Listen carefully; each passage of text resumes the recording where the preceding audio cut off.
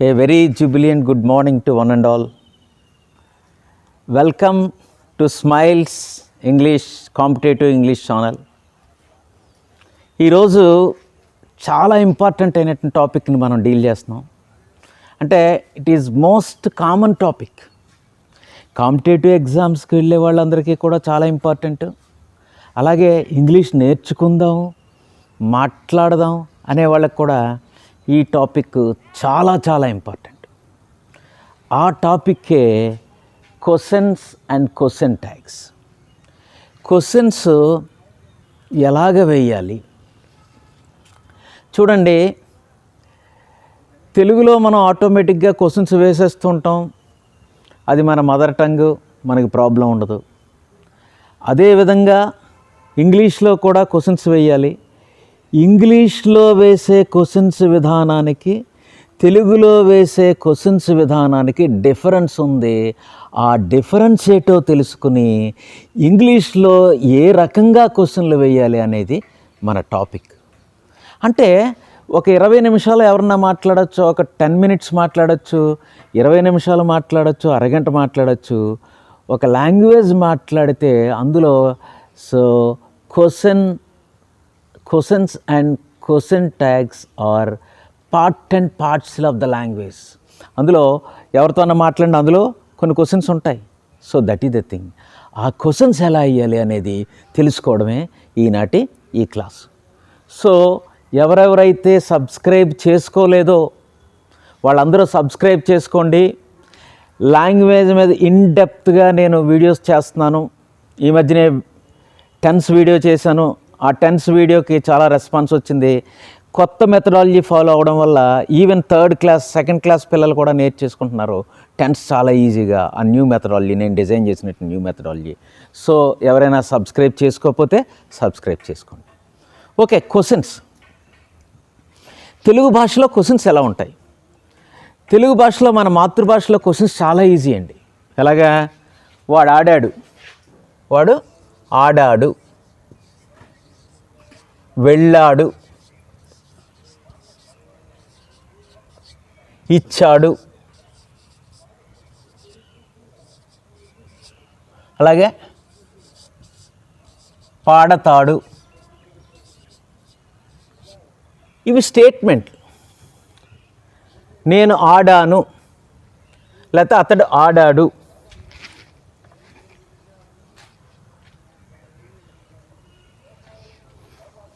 అతడు ఆడాడు. ఇక్కడ ఏంటి? అతడు ఆడాడు అనేది ఉంది.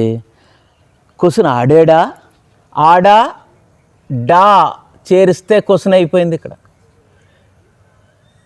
ఇతడు వెళ్ళాడు, వెళ్ళాడు అన్నప్పుడు ఇక్కడ డూ తీసి ఈ డూని డా వెళ్ళాడా అంటే క్వశ్చన్ అయిపోయింది.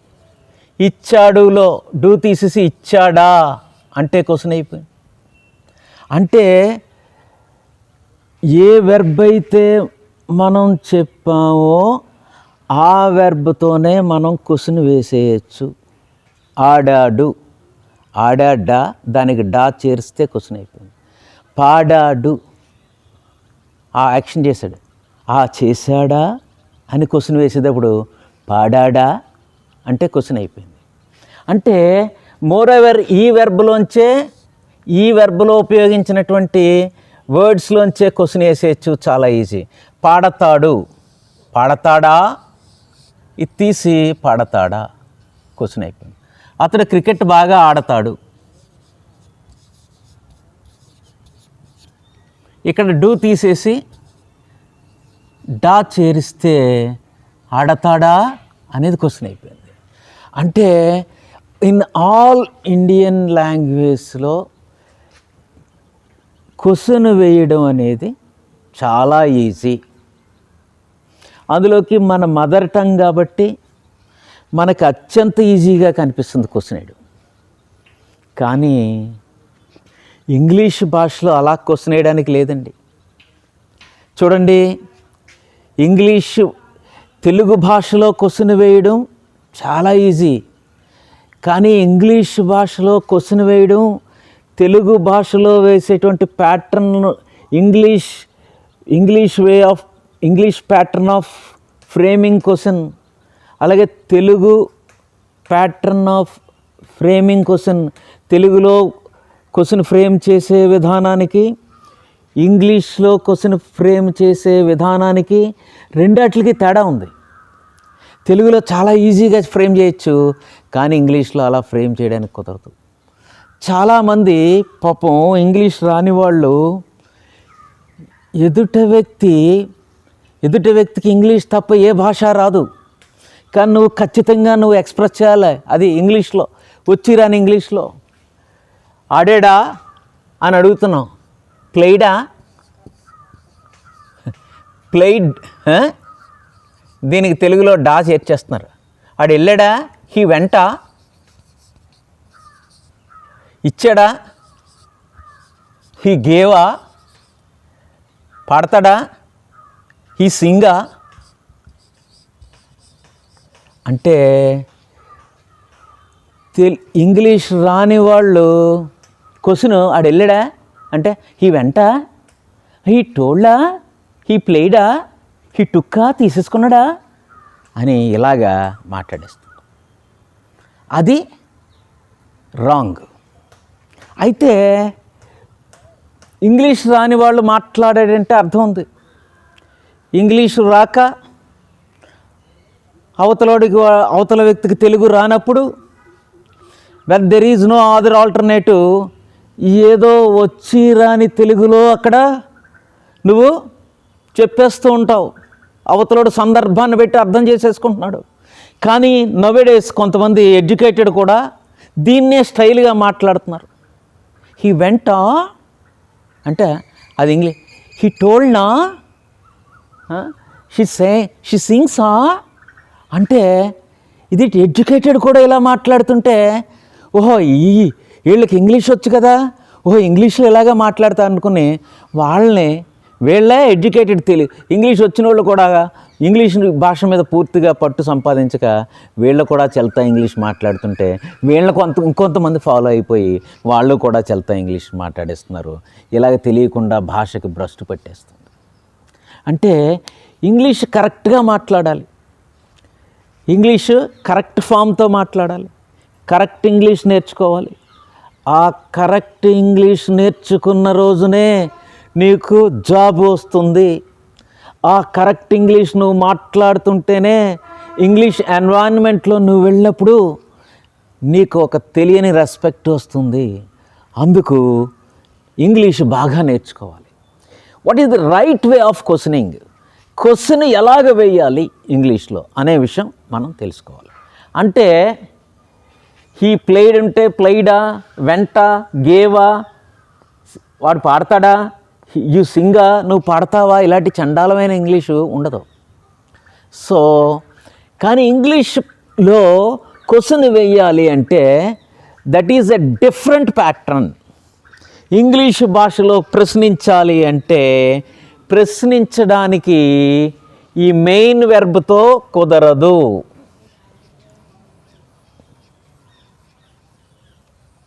He played, he went, he gave, he sang అనే ఉన్నాయి.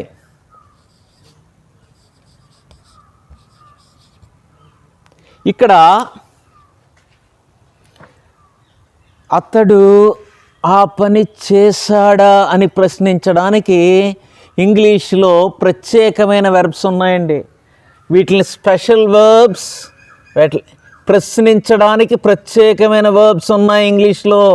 వీటిని స్పెషల్ వర్బ్స్ లేకపోతే హెల్పింగ్ వర్బ్స్, వీటిని ఏమంటారు, హెల్పింగ్ వర్బ్స్ లేకపోతే యాక్సిలరీ వర్బ్స్ లేకపోతే అనామలస్ ఫైనైట్స్.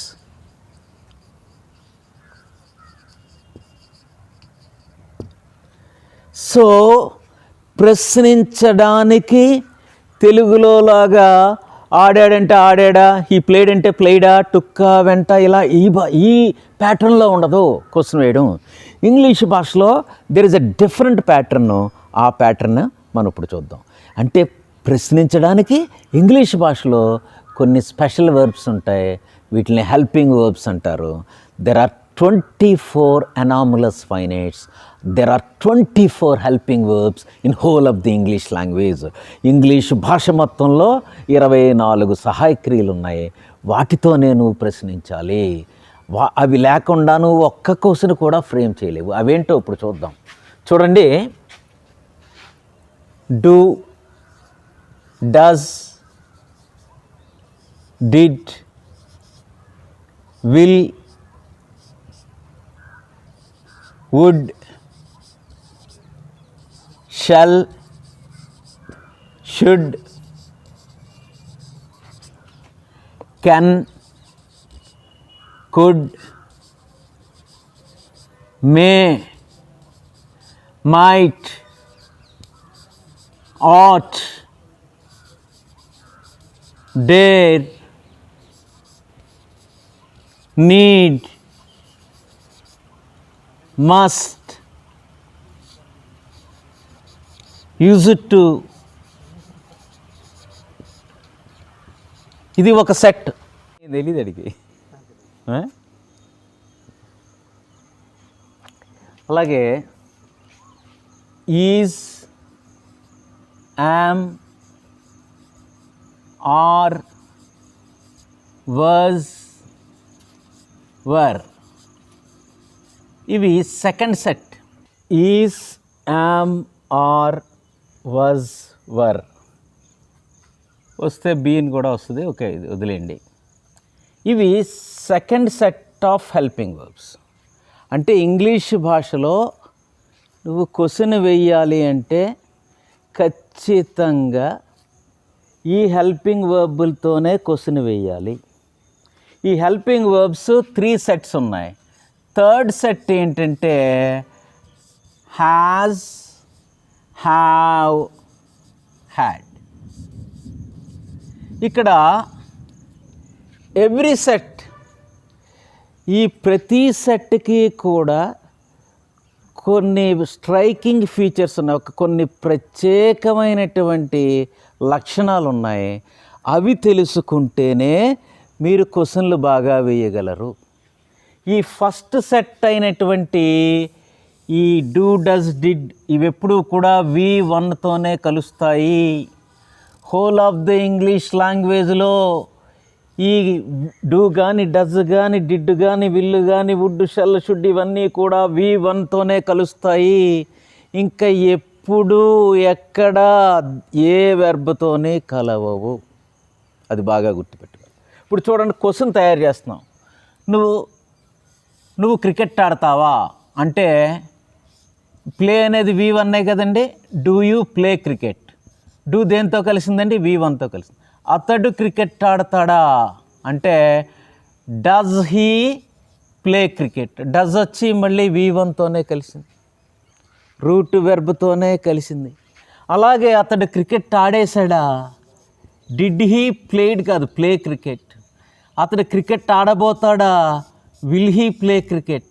అతడు క్రికెట్ ఆడగలడా? Can he play cricket?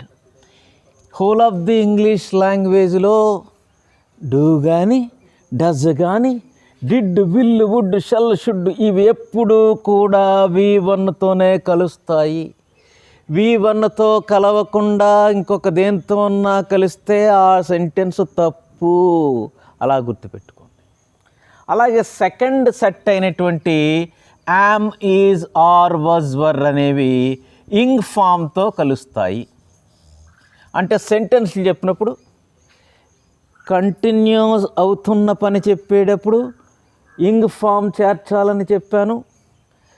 He, she ఇట్లయితే he is playing, she is playing, I am playing, they are playing, he was playing, అతడు అప్పుడు ఆడుతూ ఉన్నాడు, దే వర్ ప్లేయింగ్, వాళ్ళు అప్పుడు ఆడుతూ ఉన్నారు అని తెలియజేస్తుంటాం. ఇక్కడ ఈజ్, యాము, ఆరు, వజ్, వర్రు దేంతో కలుస్తాయండి? ఇంగ్ ఫామ్తోని. నెక్స్ట్ V3తో కూడా కలుస్తాయి. అవి ప్యాసివ్ వాయిస్. చూడండి, వాళ్ళు క్రికెట్ ఆడుతున్నారా? Are they playing? Is he, ఆమె వంట చేస్తుందా? Is she cooking? ఇలాగా కంటిన్యూ అవుతున్న యాక్షన్స్ మీద క్వశ్చన్ వేయాలంటే is, am, are, was, were ఇలాగా క్వశ్చన్లు వేయాలి. అంటే సెకండ్ సెట్ ఏంటి? ఈ సెకండ్ సెట్ దేంతో కలుస్తుంది? ఇంగ్ ఫామ్తోని V3తోని కలుస్తుంది. మరి థర్డ్ సెట్కి వద్దాం. థర్డ్ సెట్ అనేది has, have, had whole of the English లాంగ్వేజ్లో V3తోనే కలుస్తాయి. అతను వెళ్ళాడా? Has he gone? అతడు వెళ్ళాడు, ఈ హ్యాజ్ గాన్. అతడు తీసుకున్నాడు, ఈ హ్యాజ్ టేకెన్. అలాగే వాళ్ళు వాళ్ళు అడిగారు, దే హ్యావ్ ఆస్క్డ్. ఇలా వస్తుంది. అది క్వశ్చన్ అనుకో, అతను వెళ్ళిపోయాడా? Has he gone? క్వశ్చన్ అయిపోతుంది. అతను తీసుకున్నాడా? Has he taken? క్వశ్చన్ అయిపోతుంది. వాళ్ళు అడిగారా? Have they asked? సో ఇదండి pattern. Whole of the English లాంగ్వేజ్లో 24 హెల్పింగ్ వర్బ్స్ ఉన్నాయి. ఆ హెల్పింగ్ వర్బ్స్తోనే క్వశ్చన్ వేయాలి. అలాగే నెగిటివ్ సెంటెన్స్, అతడు ఆడడు, నేను ఆడను, ఐ డోంట్ ప్లే క్రికెట్. అతడు క్రికెట్ ఆడు, ఈ డజంట్ ప్లే, ఈ didn't play, he will not play అని నెగిటివ్ సెంటెన్స్లు కూడా తయారు చేసేటప్పుడు కూడా ఖచ్చితంగా హెల్పింగ్ వెర్బ్ యొక్క సహాయంతోనే నువ్వు నెగిటివ్ సెంటెన్స్లను తయారు చేస్తావు. సో ఈ హెల్పింగ్ వర్బ్స్ దేనికి ఉపయోగపడతాయండి? To frame an interrogative sentence and to frame a negative sentence. ఒక నెగిటివ్ సెంటెన్స్ నువ్వు ఫ్రేమ్ చేయాలన్నా, లేకపోతే ఒక ఇంటరాగేటివ్ సెంటెన్స్ క్వశ్చన్ వేయాలన్నా ఖచ్చితంగా నువ్వు దీని మీదే ఆధారపడి ఉన్నావు. ఇప్పుడు చూడండి, ఒక స్టేట్మెంట్ చెప్తాను నేను. అతడు క్రికెట్ ఆడాడు, హీ ప్లేయిడ్ క్రికెట్. ఇది స్టేట్మెంట్ అండి. క్వశ్చన్ వేయాలి దీనికి. అతడు క్రికెట్ ఆడాడా అని క్వశ్చన్ వేయాలి. అప్పుడు దేంతో వేయాలి? ప్లేయిడ్ హీ క్రికెట్ అంటావా? అను, తప్పు. ప్లేయిడ్ హీ క్రికెట్ అన్నాడట ఎవడో. ప్లేయిడా? టుక్ అలాగా. Played he cricket it's absolutely wrong. అంటే ఇంగ్లీష్ భాషలో క్వశ్చన్ వేయాలంటే ఏం చెప్పాను? హెల్పింగ్ వర్బ్తోనే వేయాలి. మరి ఇక్కడ ఏ హెల్పింగ్ వర్బ్తో వేయాలి? ప్లేయిడ్ అనేది పాస్ట్ టెన్స్. పాస్ట్ టెన్స్కి సంబంధించిన హెల్పింగ్ వర్బ్ ఏంటి? డిడ్. డిడ్తో క్వశ్చన్ వేయాలి. సో నువ్వు డైరెక్ట్గా క్వశ్చన్ వేయడానికి ఇక్కడ బేస్ లేదు, క్వశ్చన్ వేయడానికి ఆస్కారం లేదు ఇంగ్లీష్ భాషలో. ఏ వెర్బ్ అయితే ఆ వెర్బ్ మీదే క్వశ్చన్. హీ ప్లేయిడ్ క్రికెట్ అంటే ప్లేయిడ్ హీ క్రికెట్, ఈ టుక్ కాఫీ అంటే టుక్ హీ కాఫీ అని మెయిన్ వెర్బ్తో క్వశ్చన్ వేయడానికి లేదు. క్వశ్చన్లు వేయడానికి కొన్ని స్పెషల్ వెర్బ్స్ ఉన్నాయి, 24 ఉన్నాయి. వాటిని హెల్పింగ్ వర్బ్స్ అంటారు. వాటితోనే నువ్వు క్వశ్చన్లు వేయాలి. మరి ఇక్కడ ప్లేయిడ్ అనేదాన్ని దేంతో క్వశ్చన్ వేయాలి? ప్లేయిడ్ అనేది పాస్ట్ టెన్స్. పాస్ట్ టెన్స్కి సంబంధించిన హెల్పింగ్ వర్బ్ ఏంటి? డిడ్. డిడ్తోనే నువ్వు ప్రశ్న వేయాలి. అయితే డిడ్తో వేయాలంటే ఎవరో వేశాడు, did he played cricket.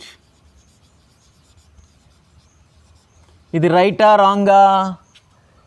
Is absolutely wrong. భయంకరమైన తప్పు. ఇదేంటి సార్? మరి మెయిన్ వెర్బ్తో వేయలేదు, పాస్ట్ టెన్స్కి సంబంధించిన హెల్పింగ్ వర్బ్ డిడ్తో వేసాము, అయినా తప్పు అంటున్నారు. ఏంటంటే ఎందుకు తప్పు అంటే మీకు ఇప్పుడే చెప్పాను, ఈ ఫస్ట్ సెట్ ఆఫ్ హెల్పింగ్ వర్బ్స్కి ఒక స్ట్రైకింగ్ ఫీచర్ ఉంది. ఈ first set of helping verbs ఎప్పుడు కూడా డూ కానీ, డజ్ కానీ, డిడ్ కానీ, విల్ కానీ, కెన్ కానీ, కుడ్ కానీ ఇవన్నీ కూడా దేంతో కలుస్తాయని చెప్పాము? V1తో కలుస్తాయి. ఈ ప్లేయిడ్కి V1 ఏంటి? ప్లే. డిడ్ హీ ప్లేయిడ్ కాదు, ఏమన్నాలి question? Did he play cricket? అతడు క్రికెట్ ఆడాడా? That's all. అలాగే చూడండి, మీకు ఆల్రెడీ ఒకసారి చెప్పడం జరిగింది. ఏంటి? డూ కానీ, డజ్ కానీ, డిడ్ కానీ ఇవన్నీ కూడా V1తోనే కలుస్తాయి. Do you play cricket? Does he play cricket? Did you play cricket? Will you play cricket? Can you play cricket? ఇలాగా ఏమడిగినా కూడా V1తోనే కలుస్తాయి. సో అది తెలుసుకోండి. నెక్స్ట్ అలాగే కొన్ని ఎగ్జాంపుల్స్ చెప్తాను. He went to market. He went to market. He took money.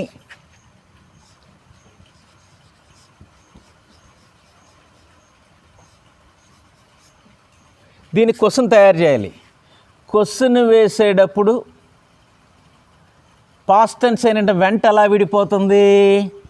Did plus go కింద విడిపోతుంది. అలాగే హీ టుక్ మనీ, టుక్ ఎలా విడిపోతుంది ప్రశ్నించేటప్పుడు? Did plus take is equal to took అనమాట. డిడ్ ప్లస్ టేక్ కింద విడిపోతుంది. మరి ఎలాగా క్వశ్చన్ వేయాలి? ఈ మధ్యలో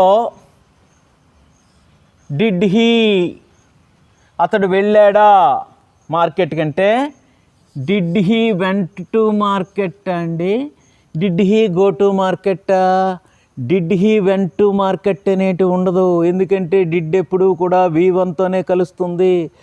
ఆ వెంట్ అనేది క్వశ్చన్ వేసేటప్పుడు డిడ్ ప్లస్ గో కింద విడిపోతుంది. Did he go to market? అలాగే అతను డబ్బులు తీసుకున్నాడా? Did he take money? అలాగే అతడు క్రికెట్ ఆడాడా? డిడ్ హీ ప్లేడ్ క్రికెట్టా? డిడ్ హీ ప్లే క్రికెట్టా? Did he play cricket? Take కానీ, గో కానీ, ప్లే కానీ ఇవన్నీ ఏంటి? V1లో. Did he play cricket? ఆమె పాట పాడిందా? Did she sing song?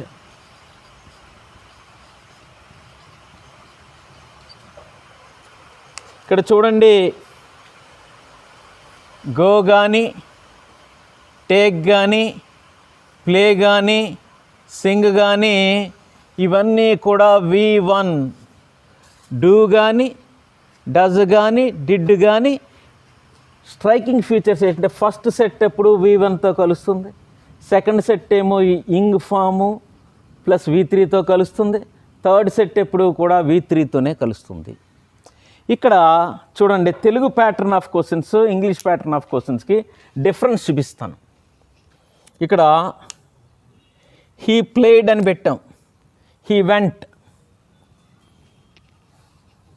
ఇక్కడ చూడండి, అతడు వెళ్ళాడు, హీ వెంట్.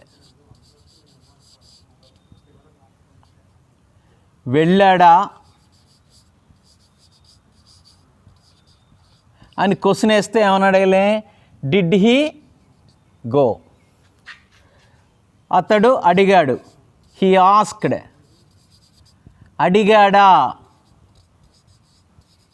అయితే అతడు తీసుకున్నాడు, he took.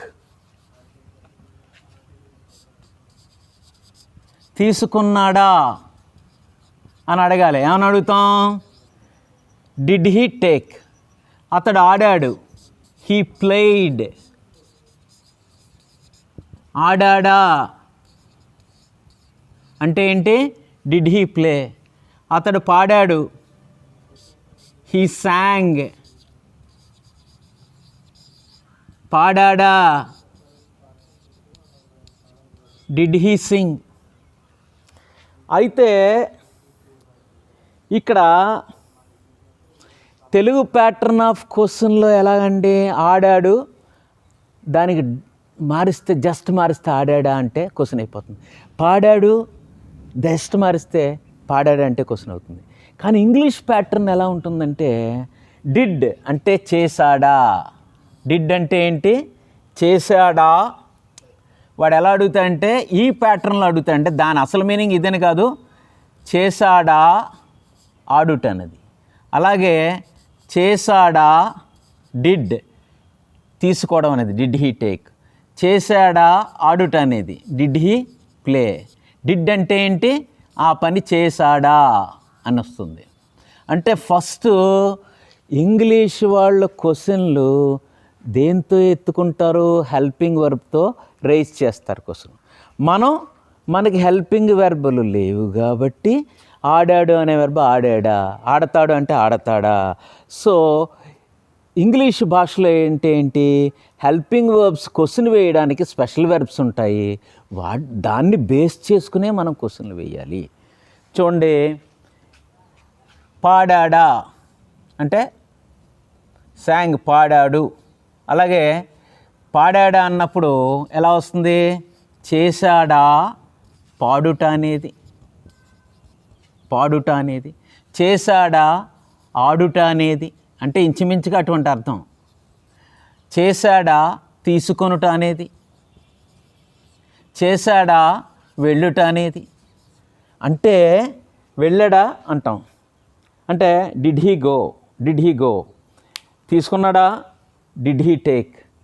ఆడాడా, did he play. పాడాడా, డిడ్ హీ సింగ్. అంటే వాళ్ళు ఏం చేస్తున్నారు, హెల్పింగ్ వర్బ్ బేస్తో. అంటే ఇంచుమించుగా ఏ టైప్ ఆఫ్ మీనింగ్ వస్తుంది, వెళ్ళాడా అన్నా, చేసాడా వెళ్ళడం అన్నదన్నా ఒకటే, తీసుకున్నాడా అన్నా, చేశాడా తీసుకోవడం అన్నదన్నా ఒకటే. చేశాడా అంటే ఏంటి, ఇక్కడ చేశాడా ఈజ్ ఈక్వల్ టు డిడ్. అర్థమైంది కదా, ఇక్కడ డిడ్ని చేశాడా. అలాగే డిడ్ అంటే చేశాడా తీసుకొనుట అనేది. సో డిడ్ చేశాడా ఆడడం అనేది, చేశాడా పాడడం అనేది ఈ టైప్లో ఉంటుంది. చూడండి, మీకు అర్థమైంది కదండి. తెలుగులో అయితే డైరెక్ట్గా ఎలా క్వశ్చన్ చేస్తాం, ఆడాడు పాడాడు ఆడాడా పాడాడా విన్నాడా. అలాగే ఇంగ్లీష్లో ఈ ప్లేడా ఈ సింగా అనడానికి కుదరదు. ఈ ఇంగ్లీష్లో క్వశ్చన్స్ వేయడానికి మనం ఏం చేయాలి, ఇంగ్లీష్లో క్వశ్చన్స్ వేయడానికి స్పెషల్గా 24 వెర్బలు ఉన్నాయి. ఆ 24 వెర్బలను సహాయం బేస్ చేసుకునే నువ్వు క్వశ్చన్లు వేయాలి. సో ఇంగ్లీష్లో ఉన్న 24 హెల్పింగ్ వర్బ్స్ ఎనామలస్ ఫైనైట్స్కి 3 సెట్లు ఉంటాయి. First set, second set, third set. First set ఎప్పుడూ కూడా V1తోనే కలుస్తుంది. Second set is, am, are, was, were అనే ఎప్పుడు ఇంగ్ ఫామ్తో కలుస్తాయి.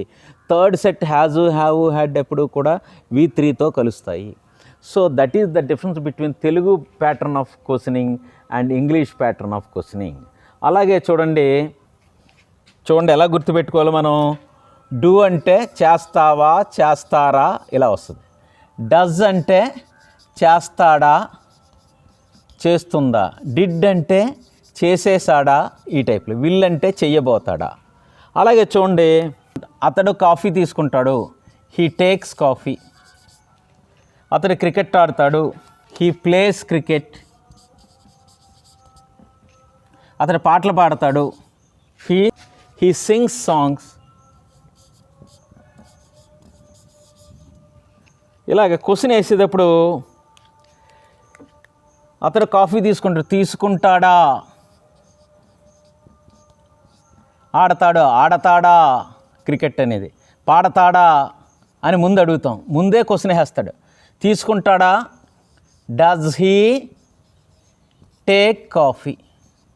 ఆడతాడా అంటే చేస్తాడా, డస్ హీ ప్లే క్రికెట్. పాడతాడా అంటే చేస్తాడా పాడటం, does he sing songs.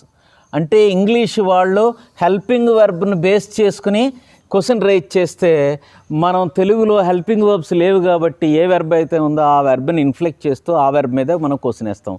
That is the difference between English way of framing question and Telugu way of framing question. మీకు అర్థమైంది కదండి. సో ఇంగ్లీష్ భాషలో ఏ భాషలో అన్నా సరే ఏంటి, ఈ క్వశ్చన్లు అనేవి అంతర్భాగం అయిపోతాయి. ఒక అరగంట సేపు మాడితే అందులో 10 క్వశ్చన్లు రావచ్చు, 15 క్వశ్చన్లు రావచ్చు. అలాగే తెలుగు వే ఆఫ్ క్వశ్చన్లు అంటే మనకు చాలా ఈజీ. ఆడాడా అంటే ఆడాడు అంటే ఆడాడా, పాడాడంటే పాడాడంటే చాలా easy question ఇసుకోవచ్చు.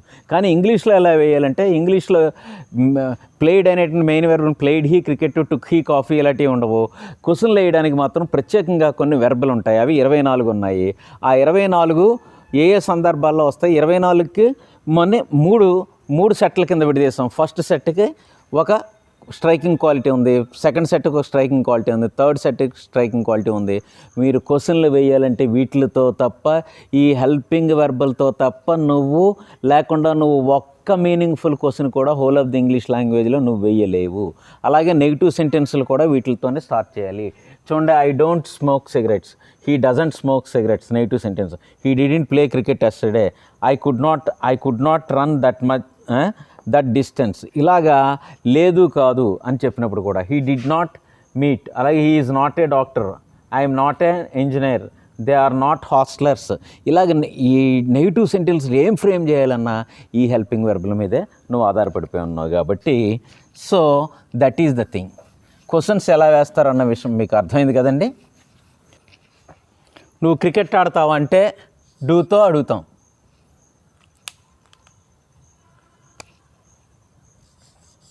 Do you play cricket?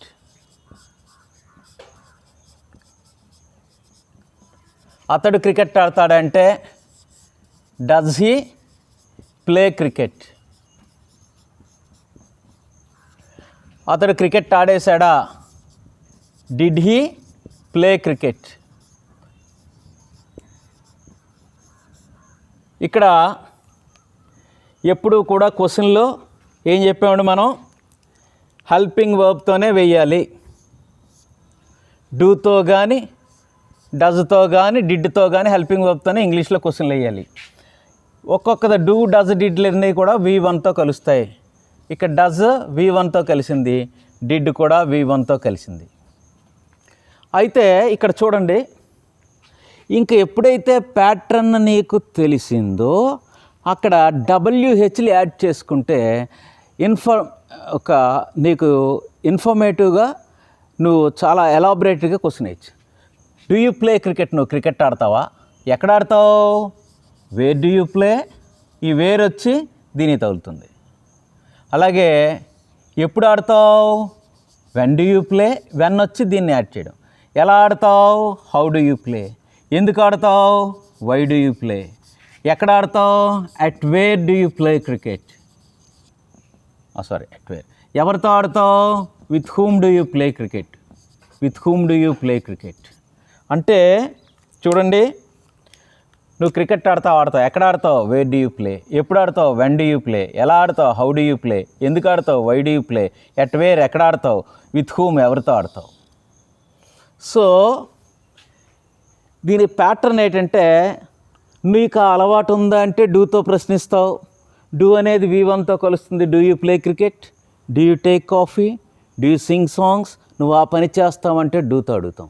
దాని గురించి ఇంకా డీటెయిల్గా క్వశ్చన్ వేస్తామంటే where do you play? When do you play? How do you play? Why do you play? At where do you play? With whom do you play?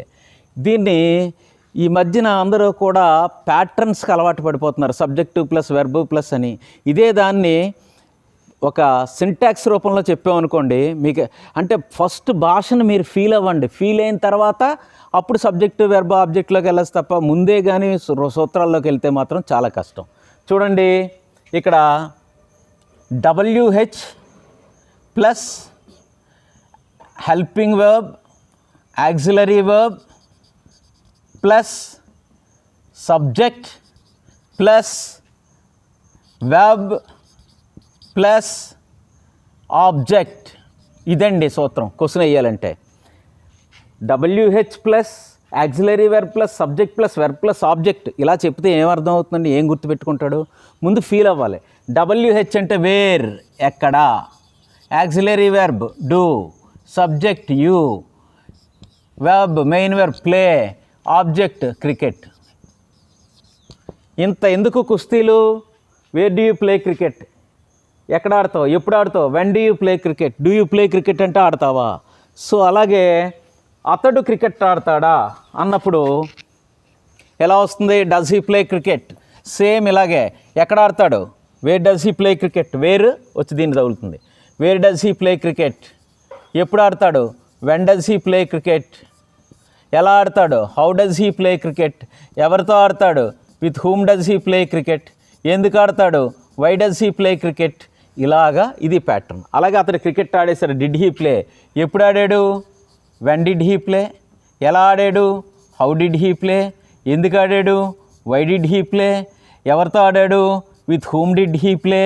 ఇది pattern అనమాట. అర్థమైంది కదండి.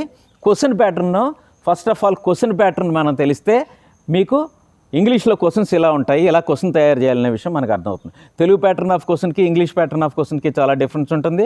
Telugu pattern of క్వశ్చన్లో డైరెక్ట్గా హెల్పింగ్ వెర్బ్స్ ఉండవు, అంటే ప్రశ్నించడానికి ప్రత్యేకమైన వెర్బ్లు ఉండవు కాబట్టి ఉన్న వెర్బ్ మీదనే కాస్త ఇన్ఫ్లెక్ట్ చేసి క్వశ్చన్ వేస్తూ ఉంటాం. కానీ ఇంగ్లీష్లో క్వశ్చన్లు వేయాలంటే ఖచ్చితంగా నువ్వు హెల్పింగ్ వెర్బ్ మీద ఆధారపడి ఉన్నావు. సో అటువంటి హెల్పింగ్ వెర్బ్స్ ఎన్ని ఉన్నాయి, 24 ఉన్నాయి. ఏ సందర్భంలో ఒక్కొక్క సందర్భంలో ఒక్కొక్క హెల్పింగ్ వెర్బ్తో మనం క్వశ్చన్ వేస్తుంటాం. సో అవి వాటికి ఏ హెల్పింగ్ వెర్బ్స్ దేంతో కలుస్తాయో తెలుసుకుంటే మనం క్వశ్చన్స్ చాలా ఈజీగా వేయచ్చు. ఇప్పుడు నెక్స్ట్ మనం ట్యాగ్స్లోకి వెళదాం.